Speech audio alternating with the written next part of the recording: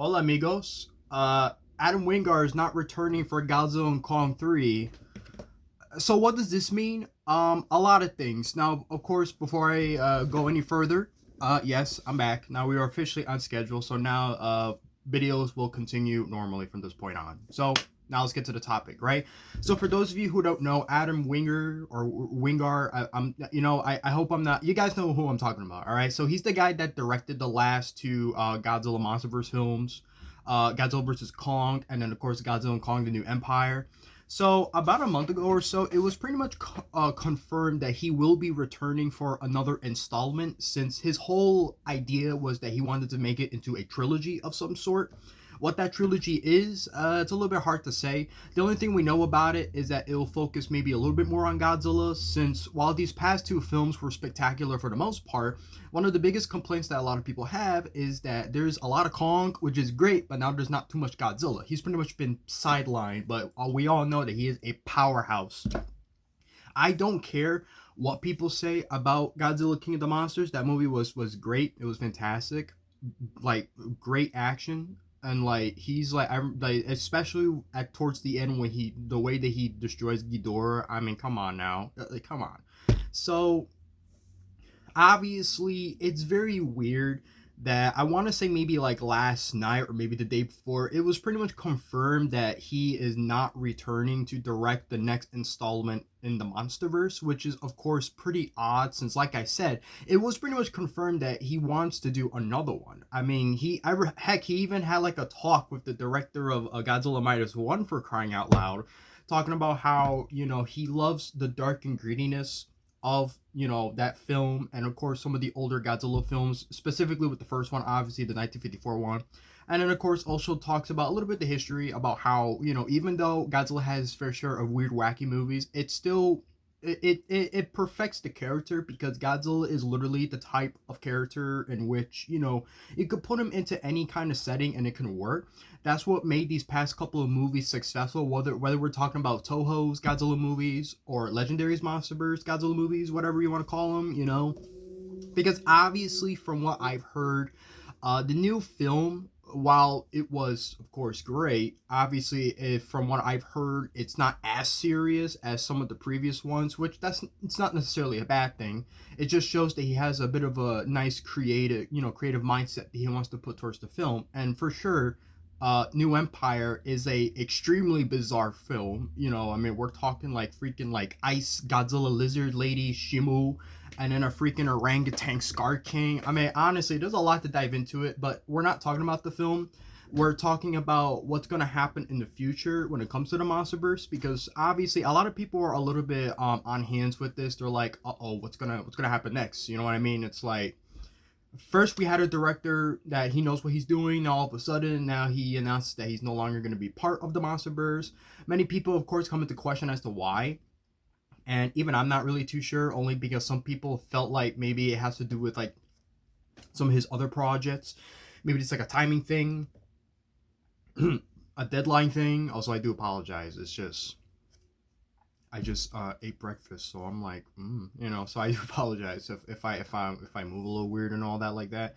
But you get the point. Now, for the most part, there has been another director that has been picked for the most part to continue the Monsterverse, and that guy is Dave Callahan. And for the most part, I don't think we should be worried, because he actually is the guy that did Shang-Chi and Spider-Man Across the Spider-Verse. So I think we're in good hands for the most part, because I don't want to be like that guy, but obviously it's hard to give like such an important job to like a movie director who's made some weird stuff, you know what I mean? Because I know that with Adam Wingard, I know, he did the Netflix Death Note movie. He's done like a whole bunch of films that not too many people were keen on. But what was great about him was his creative outlook. Like, he knew what he was doing. It's not like he was just doing stuff just to do it. And it also shows that, okay, you made like maybe one or two films that weren't exactly successful and you probably got backlash for it, but it shows that you can still be a very creative director and have a good uprising for sure. I mean, come on. I was stoked, with like, hey, this man directed Godzilla vs. Kong, and now he did New Empire, and he went in a whole different creative,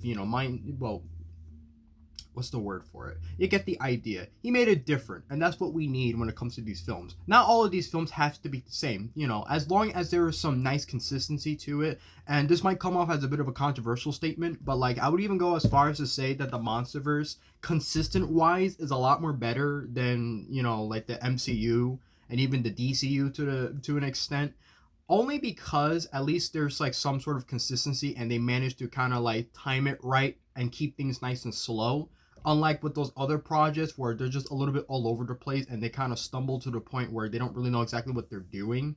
And I'm saying that, I'm putting it lightly, only because I know with the MCU they're trying to kind of back up with everything now. I know that they announced their Marvel animation and their Marvel television. They're trying to pretty much refocus and fix everything after their mess up.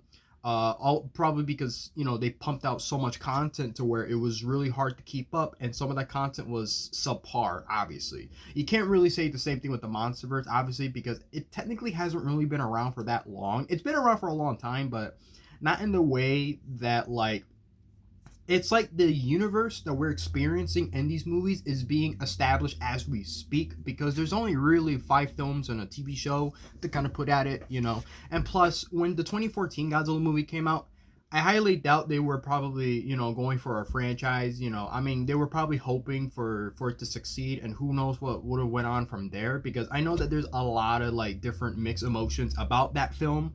I don't have the best opinions of 2014 Godzilla, if I'm being honest, but hey, that's just me. All right, again, now when it comes to this new film, now we don't know what the next installment is going to be about, and we don't know what's going to be the gist of it. Obviously, the only thing that we know is everything seems to be set for the most part. We don't know what it's about yet. There is a writer, but there's just no director, and that the director, to be chosen just so happens to be a guy who knows what he's doing. So it's like, okay, I think we're okay.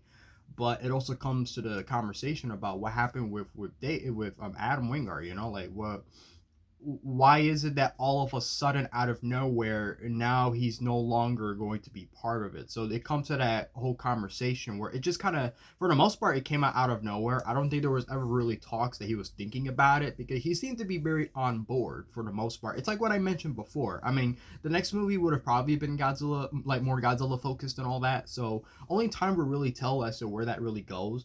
It's a little unfortunate, but at the same time, I mean, sometimes people got their own priorities and stuff like that, so I kind of get it. Maybe there's a little bit more to it that we don't know about. This is still very recent news, so of course, hopefully I'll try to at least be consistent and kind of cover a little bit more about it, because obviously, I want these movies to succeed. I want them to definitely keep going and be more consistent. Now obviously, who knows, the movie might come out, the next installment might come out pretty quickly. It might take a couple more years, because Godzilla vs. Kong was originally supposed to release in 2020, but unfortunately, due to the deadly pandemic and all that, with the virus, which, obviously that delayed it to about a year. And even then, it did end up in theaters, but then it ended up on streaming as well. So obviously, that takes a huge risk of it not doing so well. That happened to a lot of Disney Plus, films and shows as well. Well, not shows, but you get the idea. A lot of films that were meant to be in theaters ended up on streaming platforms, and that, of course, ended up becoming a huge, slap in the face, because, you don't make much money doing that. So honestly, it was lucky that Godzilla vs. Kong succeeded the way it did. So I'm glad that they managed to continue it in a much more different direction. But at the same time, you want it to continue. So again, I mean, what do you guys think with this new director, and of course with Adam leaving? I mean, like, what are your thoughts pretty much? Because for me, I'm 50-50. It's like, okay, I get it. He probably got some things going on, Probably can't really handle too many projects all at once. I get that, because directing a movie is not easy, and you don't need to like direct the movie to know it. I mean, like, if you're like a movie guy like I am, if you've experienced and watched all those special features and all that in all your favorite movies, you'll understand completely how hard a lot of this stuff is. So there's, like I said, there's probably a lot more to it that we don't know about, so it's still developing as we speak. So until then, who knows? So thank you guys for tuning in. So for next time, I started to, of course, get ready for the next couple of toy reviews, because I've delayed that for a while now. Originally, I was supposed to release them earlier during this month, but I used the YouTube Create app, which was very helpful. but it's just started crashing all of a sudden. I guess it's because it's still in its beta form. So unfortunately, because of that, I mean, it's like it's not gonna. I don't know. Whenever I upload the video onto YouTube, it just crashes all of a sudden. So pretty much all the effort I put into those videos, it just pretty much goes all for nothing. For those of you who don't know, I started a new series called Toy Report where I talk about like the latest news when it comes to action figures and all that. Some of it's random, some of it is stuff that we've talked about, of course, we cover and all that. Obviously, it's been a while since I've done a talk video, so obviously there's that, of course, going on. And unfortunately, because I guess they're a little bit edit heavy, because I put a lot of stuff in it, because I want these videos to be spectacular. I want them to be good. But unfortunately, the app, it just doesn't work as well as it used to, and it crashes every time. So luckily, I did talk to a good pal of mine, creative mind. Um, you know, he told me about CapCut or Captain Cut, whatever it's called. That's another, of course, editing thing that you can use for your video. So we're gonna try that out. And then of course the next review is gonna be on the old Kong with Battle Axe figure. This of course came out during Godzills X Kong, so got that to look forward to. Yeah, so good to be back. So until then, see you guys next time. So peace.